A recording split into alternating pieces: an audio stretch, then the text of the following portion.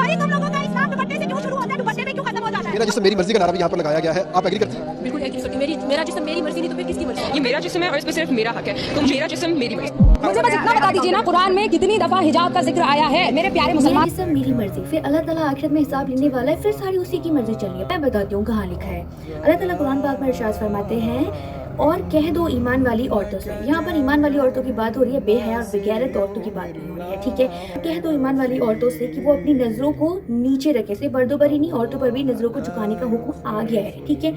अपनी शर्मगाह की हिफाजत करें और अपनी जीनत को जाहिर ना करें सिवा उसके जो खुद ब खुद जाहिर हो जाती है।